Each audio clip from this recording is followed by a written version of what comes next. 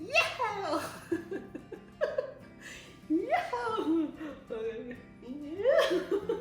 Okay. Hello once again, mga kapamilya, mga kaibigan. Ako ay magluluto ng Cornish hen, Tyson chicken. O, di ba? O, ito. Imamarinate ko ito ng at least mga 2 hours. Kasi maliit lang naman, or maybe 1 hour to 2 hours. Okay? So, ngayon, nalinis ko na yung chicken ko or yung manok. Ngayon ay lalagyan ko siya ng lemon. I-rub ko yung lemon. Kailangan maging maluwag yung kanyang skin para ma-rub yung lemon. Yan. Ito naman ang pagtitimpla ko.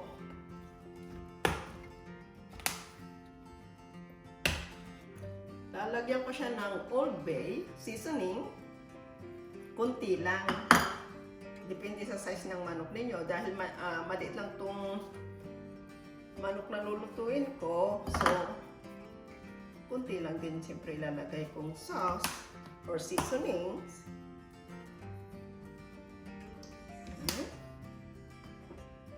Tapos, lalagyan ko din siya ng lay and parents.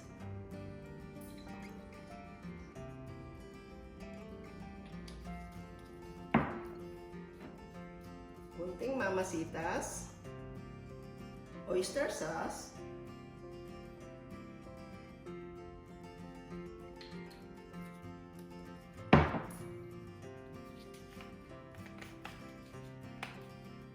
paprika,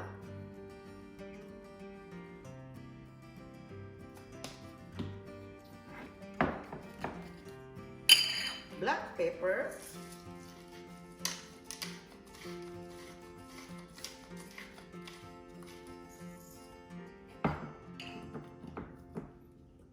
at konting olive oil para maging shiny siya. Okay.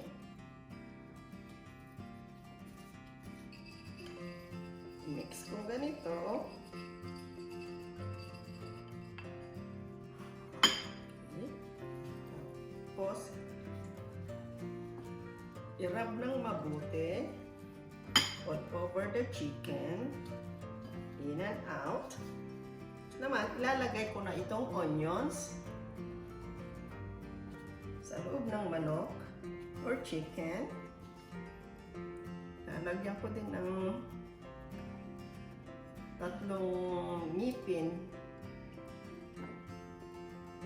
ng bawang. Okay. Buti pa yung buti pa yung bawang, may ngipin. Isa yung lola ko.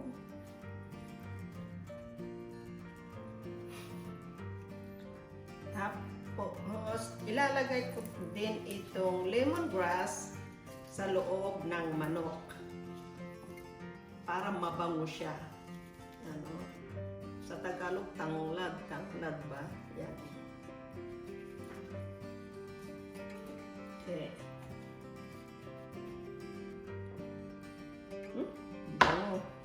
Papakita ko sa inyo mamaya pag ready na siyang iluto sa aking air fryer. Okay guys? So huwag kayong alis. Okay? Babalikan ko kayo.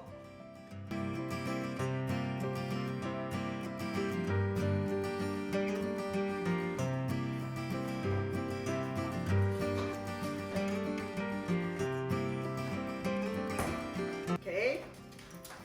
Ito na yung aking minarinate na chicken. Dahil ako'y nagugutom na, hindi ko na hinintay ang 2 hours. 1 hour lang. Okay guys? Ngayon, ipapakita ko sa inyo kung paano ko tatalian yung manok para hindi siya lilipad. Hindi. Para maging intact pa rin yung itsura niya habang niluluto ko siya sa air fryer. Okay? Papakita ko sa inyo kung paano siya mag-rotate. Guys, first time kong magluto ng rotisserie chicken sa aking Instant Pot Vortex air fryer. So, pagpasensyahan nyo na ako, okay? Ngayon, papakita ko sa inyo kung paano ko tatalian ang aking manok.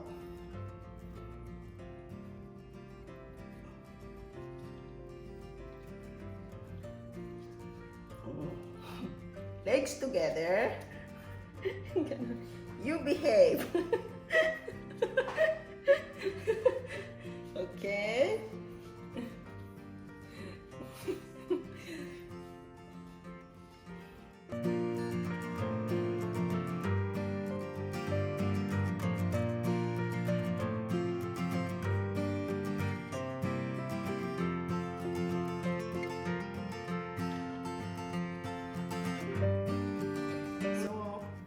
Guys, tapos ko na siyang talian.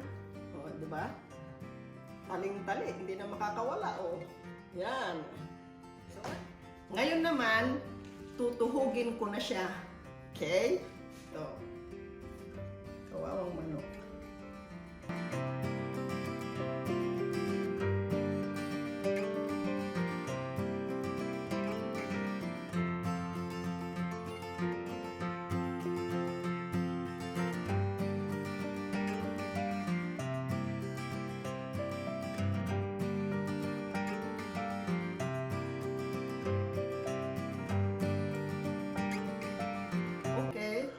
So, ito na yung chicken. Natuhog na at natalian ko na.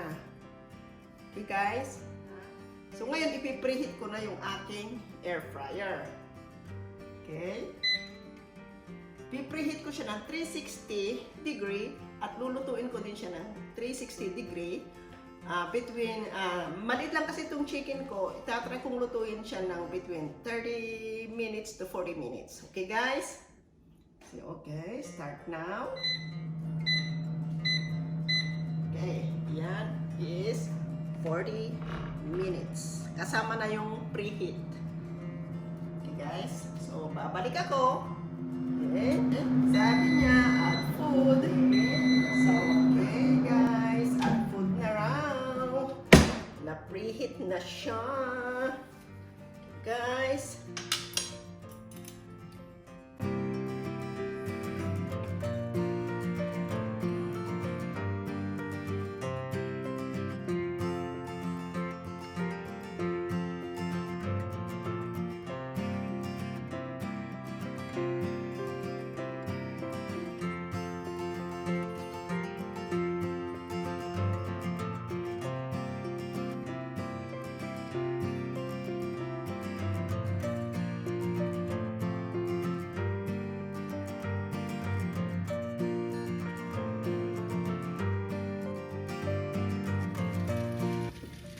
Naisip ko lang guys, sayang naman yung tumutulong sabaw ng manok. So, naisipan ko magluto ng carrots, ilalagay ko doon sa ilalim ng chicken. O, diba?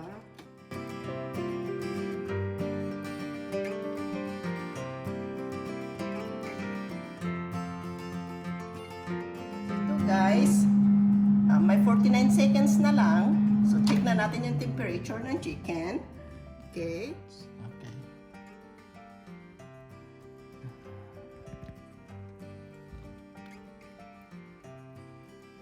Yan. So, ibig sabihin, luto na yung chicken. Oh yeah! Yay! Kakain na.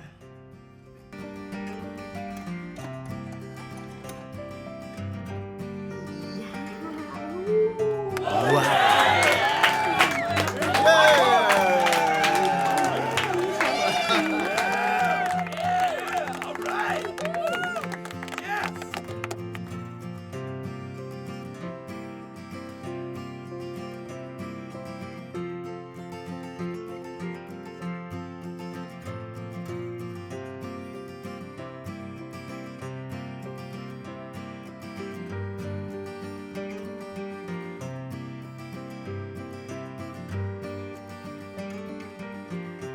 Oh yeah! Wow!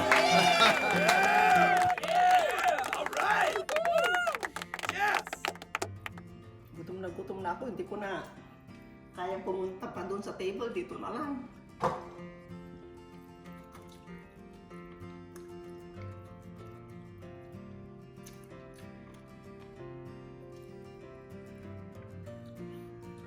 Kain tayo guys.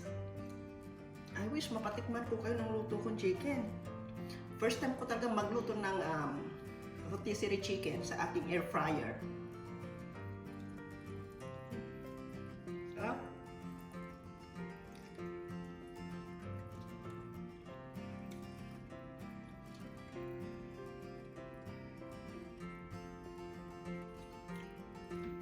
Salamat muli sa pagsama nyo sa akin, sa aking pagluluto ng aking rotisserie. At hanggang sa muli, sige, pasensya na kayo guys, talagang gutom na ako eh. Okay? Kwentuhan na lang tayo ulit sa susunod ha. Salamat sa mga fans ko dyan. Nanonood sa akin. Okay? Maraming salamat.